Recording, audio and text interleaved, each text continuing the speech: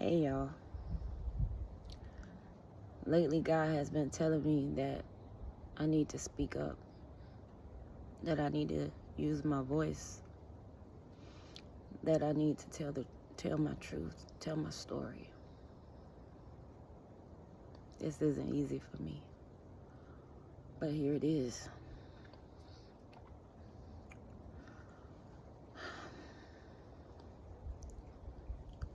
In order for me to heal, I had to be broken.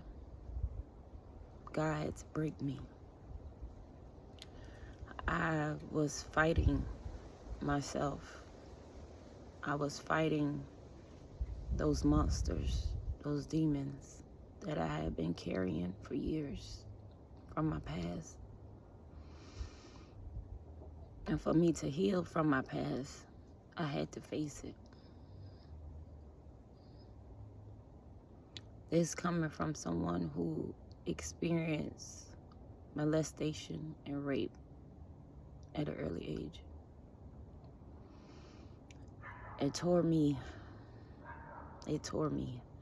apart. And I hid that part of me for years. I became bitter. I became angry. I was no longer feminine. I didn't have that soft girl era. I became masculine, like a man. I hid behind the trauma, the pain, and I couldn't face it anymore. But to allow God to do what He did in me, I had no choice but to face it. I had to sit with it. I had to observe what it was that was holding me. And the weight was so heavy. I mean, y'all, it was so heavy. So, it all started when I was 7. And I was touched by someone who considered themselves part of the family, a friend of the family. And ever since then, it turned me into a person I did not want to be. As I got older, that pain followed me. It caused me to attract and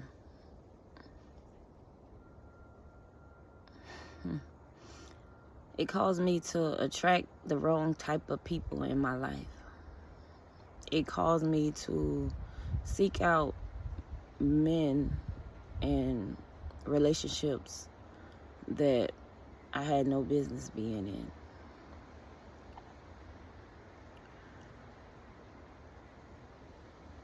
After I had my first son, it seemed like the voices got louder. I couldn't face it. I didn't want to face it. So I would numb myself with sexual, however you want to put it, intercourse with men, different men. To numb the feeling, I would numb myself with alcohol. I would numb myself with smoking weed, just so I didn't have to feel that pain. And I had to sit with that. I had to sit with that grief. I had to sit with facing myself. I never thought that holding on and reliving my past would bring me to a place where I had to cry out to God to heal me. I had to cry out for help because I couldn't take it no more. I couldn't deal with the nightmares anymore. And when I was in a serious relationship, it would make me feel like I was reliving those things again.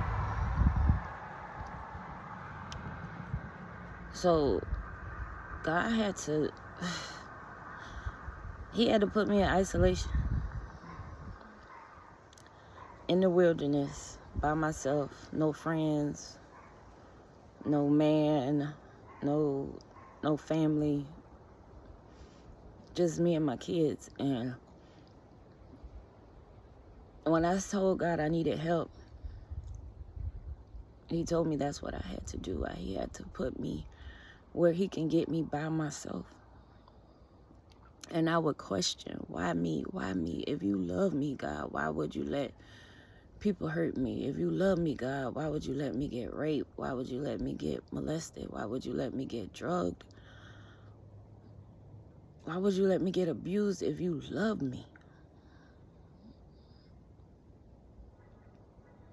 And he would tell me what you've been through, what I had to allow for you to go through. Wasn't just for you. Your testimony isn't just for you. It's to help someone else overcome. And I still didn't understand it. I wrestled with God every single day.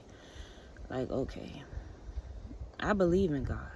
And I know y'all hear a lot of people say that, oh yeah, I believe in God, I believe in God. But the thing is, do you trust him? See, I was at a place where I did not trust him, and I had to go to God. I had to talk to God just like I'm talking to y'all right now. And I would say, God, my trust is fragmented. I don't trust people. I don't trust easily. Teach me how to trust you. Show me I can trust you. And in that isolation period, God took away everything. The job, the friends, the relationship.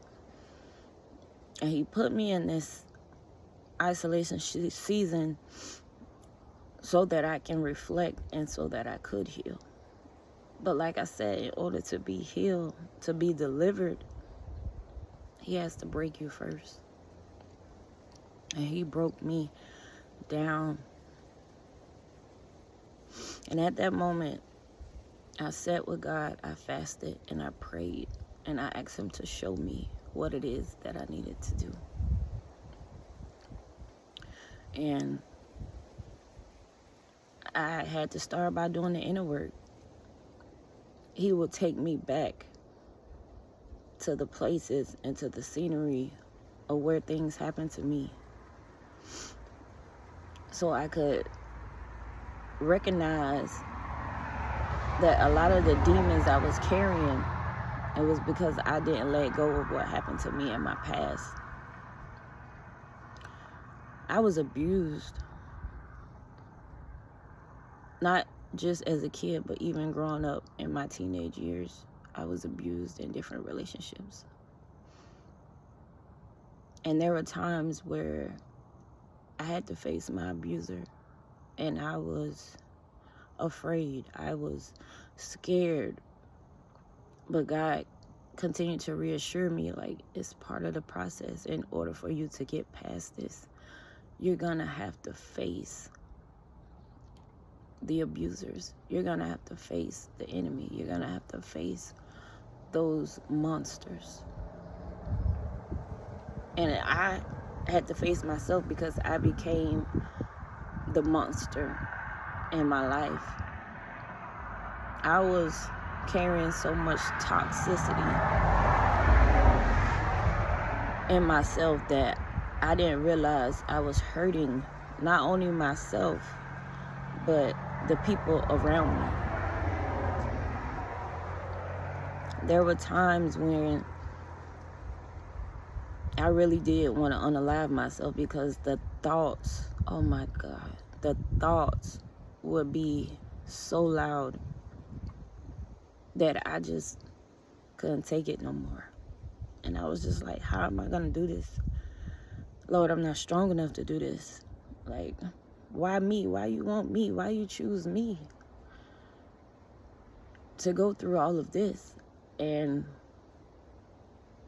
he would tell me, because he would tell me, in order for you to be completely healed, you got to face it. So through it, I had to sit with it. I cried a lot. I mean, a lot. I cried a lot. And I had to learn to forgive those who hurt me. Not for them, but for myself. I had to learn to let go of that pain, of that anger. I came from a place where my father, he wasn't in the picture no more, and I'm a daddy's girl. So I would cling to men to try to fill that void and try to feel that emptiness I was feeling. And I didn't know what I was doing. I would go into clubs and dance and get drunk till I would completely go numb, because I didn't want to think. I didn't want to remember. I didn't want to relive what happened to me. And it put me in a trance where I was disgusted with myself. I really looked at myself as if I was damaged. I wasn't just broken, but I told myself, I'm damaged goods. Don't nobody want me. Don't nobody care about me. Who wants somebody who's damaged? But God he constantly reassured me that I'm not what I went through. That the betrayal, the heartbreak, pain, it doesn't define my purpose in life. It doesn't define who He says I am. And it took me a while to believe that, because like I said, I had to ask Him, like, Lord, you're gonna have to really, really do a mighty work in me for me to trust you, because my trust is broken. It's been broken for years. And He did just that. And in the 2 years of me being isolated, me being in that wilderness, just me and God, I will ride, whether I'm at work or just ride, and I will pretend like God was sitting next to me, and I will talk to Him. Wherever I'm at, I would just talk to God and just pour out everything I was feeling. And He will give me the peace I needed. And He had to tell me that, your ways are not my ways. Your thoughts are not my thoughts. And when I started thinking about that, I was like, your thoughts will deceive you. Your thoughts will put you in a place where you feel like you are alone. Your thoughts will have you thinking that nobody really don't care. So I had to let go of my own perception. I had to let go of my own way of thinking and really trust God that He got me. And in this journey, He showed me that I could trust Him. He showed me that he could get me through it, and he did. And I thank him for allowing me to be here today, because it's because of my children. The children he blessed me with, they saved my life. They saved my life.